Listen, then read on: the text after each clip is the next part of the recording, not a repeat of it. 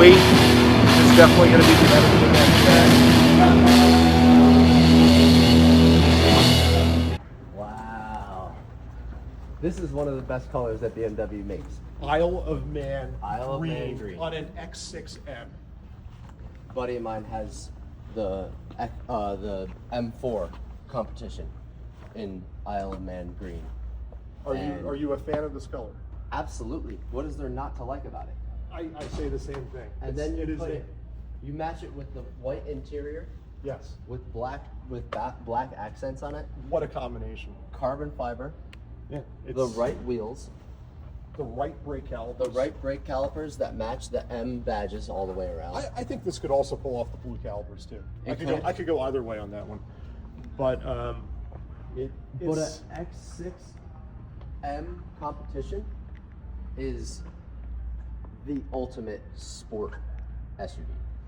It is. By any car manufacturer, in my opinion. I mean, you also have the X5M, which is mechanically identical, shares the same platform. For sure. What do you pick? This, because of the coupe rear end. Because of the coupe rear end? Yes. All right, so I'm going to tell you something. I have a little bit of a problem calling this a coupe, because to me a coupe literally means a two-door car. Agreed. Which this is not, it's an SUV. Of course. But I think when the X6 was launched, BMW's term for it was the Sport Activity Coupe. Sport Activity Coupe, I love that. And SAC, so they tried to invent that segment, which arguably they did, because then Mercedes copied them, Audi followed them. Yep. But I don't know, I have a hard time calling it a coupe. So this car would be comparable to SQ8. Yeah. Or would you say an RSQ8? Probably an RSQ8. RSQ8. Because this is a competition. But the RSQ8 is just... It's a beautiful car though. No, not a huge fan, huh? I'm not a fan of that. So, a RSQ8 is essentially a little brother to a Lamborghini Urus, or a Urus, as they say. I would say they're related relatives. Right, for sure. There's a lot of similarities there. Same chassis though. Same chassis. Same motor. Yep, mechanicals are pretty similar. I know Lamborghini does some of their own breathing on stuff. Right. Yeah, a lot of similarities. So, price tags aside, this car or a Urus? Oh, this all day long. Yeah. I just don't like the image that the Urus conveys. Understood. One, you're going to be targeted by every single carjacker. Yes, that is true. Every single non-carjacker is either going to want to race you, demoralize you, or ask you stupid questions about the car because they know nothing about it. It's just a lot to handle. Like, you can't just go out anonymously in a Urus and do your thing. No, but arguably with this color, you could make the same comment. This color is not discreet. It's very loud. Yeah. This car itself is very loud when you have the valves open. Yes, it is. It's not a quiet car. But it's also, I feel like it's there's a little bit more of a human element to it. Like you're more of a car guy if you're driving something like this than a Urus, which I'm not trying to defile anybody who drives a Urus. No, for sure. But you're right though. I mean, you're not going to accidentally buy one of these. You know what you're buying if you purchase one of these. 100%. But there's many people that don't know what they're buying when they're going and buying a Urus. I think a lot of people with a lot of money are buying them because they can, but they're not necessarily car people. Right. For Urus money, you could buy this, and you could buy the XB7 Alpina, and probably have money left over for some other M sedan or M coupe that's in this showroom. Yeah, it's a good point. Yeah. So I don't know. I think it takes a lot of justification to want to buy a Urus. What do you have in the garage right now? I just have the Raptor. So you're just down to the Raptor? Just down to the Raptor. You know why? Because when I got into my accident with the M2, my insurance went up a lot. Yeah. So I was insuring 3 cars, and two of the cars were under the business. 1 car was personal, which didn't really affect the insurance at all. It just made it more expensive. Isn't that why you're supposed to have insurance? So if you have an accident, you don't have to worry about it. But then you do have to worry about it because then they jack up premiums. And that's exactly what they did to the 23-year-old. So this is also the issue. This is a problem now because people are just fixing things out of pocket. Yeah. They're not following through insurance, and I then know. you have, like, it never shows up on Carfax. Right. So they're doing it under the radar, taking it to their own body shop. Body work has been done, paint work's been done, and it never shows up on the Carfax. Mm-hmm. That's a problem. It is a problem. So, yeah. It's a problem because a lot of the times when people are coming out of pocket, they may not go with OEM parts. Correct. And they may not go with the guy who's certified to paint BMWs. Correct. So that is an issue. You can spot bad body and paint work a mile away, especially you. You can probably spot good paint and body work a mile away. That's very true. And on colors like this and cars like this, it's pretty obvious. Yeah. They BMW wants their cars to be the same as when they left the factory. They want it to stay like that for their, all high-end car manufacturers, obviously. And BMW enthusiasts want it to stay that way. That's from the exactly factory. it. That's exactly it. Especially when we're shopping used cars. Yeah. Because guys like you and I are purchasing either certified pre-owned cars or used cars that are going to be, like we said, a good bang for your buck, low mileage probably, and the right spec. Somebody out there ordered this car and they ordered the right car. Now they want to get rid of it. Now that's when guys like you and I come into play and we're like, yeah, that's the right one. That's what I would have ordered. So let me get that one because it took the heavy depreciation of driving off the lot number. So you can get hooked up pretty well with some cars. And then there's other cars that retain their value, and it's like you're buying it with 20,000 miles for the same SRP. Same number as MSRP, It's an amazing thing how that works. It's very interesting. Yeah. Especially with M cars. M cars retain their value a lot. They do. Yeah. They do. I have a hard time figuring out valuations on certain cars, right? Because it seems like maybe they should be worth more than they actually are, but the market doesn't see it that way. And they're, especially when you own the car, you always think it's worth more. Everybody thinks their car is worth more if they that's own it. exactly it. Yeah. So out of all the cars in here, out of all the cars we've seen, all the special cars we've seen today, because there's some other cars in here that we haven't touched base on, running out of time. What would be your top pick? What's going to be your top daily driver? And then what's going to be your top weekend warrior? Ooh, Two-car garage. 2-car garage, but it's got to be in this showroom. Got to be in this showroom that we've talked about today. Okay. I'm gonna give you a little bit of a trick answer to that. Okay. So I'm excited.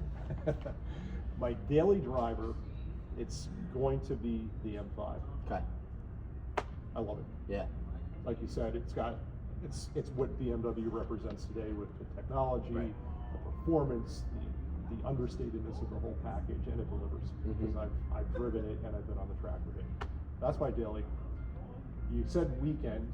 You didn't say I had to drive it on the road. Okay. I'm taking the Paul Miller Racing Team M4 All right. GT3. All right. And I'll keep the livery. I'll keep the livery on it. I'm not going to change a thing. That's a good answer. Yeah, you got to go. All right. My daily driver. It's tough. It's tough. But I'm probably gonna go back to the XP7 Alpina as my daily driver. I really do. You love a good SUV. I've always loved the X7 since the first time I drove it in 2020. All right, I can respect that. So I have to go with that, especially after you've told me what they've done to it, motor-wise, right? And the tunes and the upgrades that Alpina has put their touch on. It is pretty stout. That's an impeccable car, and there's no argument to be made about that. Now for a weekend warrior, man, I really do want to say the M5. If you had a touring in here, there would be no questions asked that I would take the touring. Okay. But because that's the sedan, probably gonna have to go with the X6 Comp. Wow. Yeah. So I'm gonna go 2 SUVs. 2 SUVs. I know it's wild, but based on what's in here and the specs that are available, we talked about the other day when I saw you.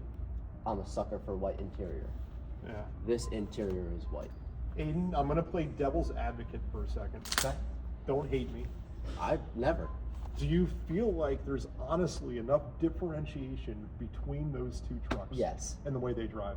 Yes, absolutely. Why? Man, so I think this is going to act a lot sportier and a lot more nimble. And I imagine, now I haven't driven either of these cars. I've never drove a X6 competition, and I've never drove a XB7 Alpino. So this is speculation. This is speculation. Okay. I would assume the adjustable dampening on this is going to probably tighten up more than the Alpino would. Now, correct me if I'm wrong. I would have to spend more seat time in both. Yeah.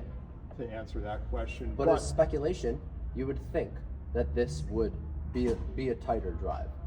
It should be a tighter drive. It should be a tighter drive. I mean, we know for a fact that BMW tuned this from the factory to be more aggressive, more sport-oriented than Alpina did that truck. Exactly. But they're still both massive SUVs with, But this is a competition. with a similar engine. True. Similar-ish suspension, brakes. Yeah. You're right. It's a competition. It's a competition. So and the competition has its variations apart from something like that M60, the X6 M60. Yeah. That's going to drive very different than the competition version is going to drive. All right. Fair enough. So because this car is a competition, that's why I'm going with that as my weekend driver.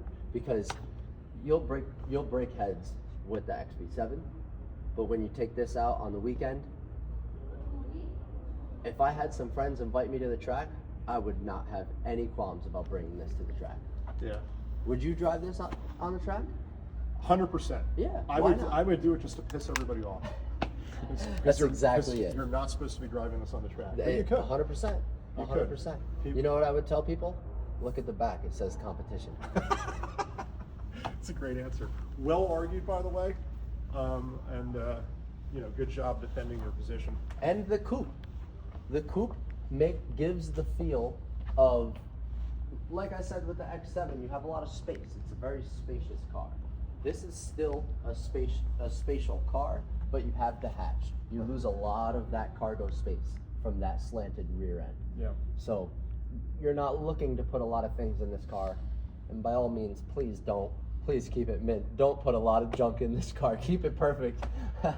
But that's my argument, because this has a substantial sportier feel to me, and I've always been a sucker for the X6. I've always been a sucker for the competition version as well. One final question, picking up on what you just said. So you wouldn't go to the Home Depot and haul back plywood in this?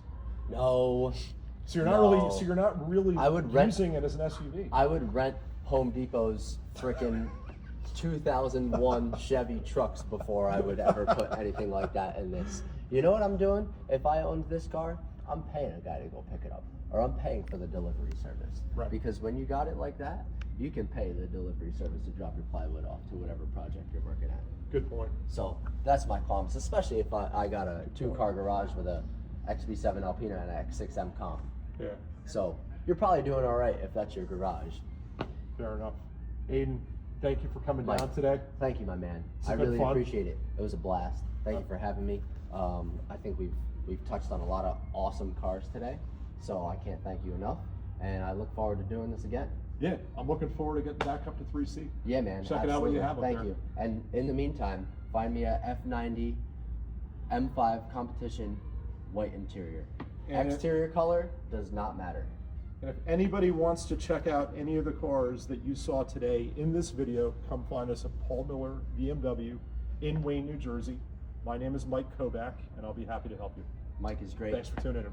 Thank you. Appreciate it, my man. Thanks, Aiden.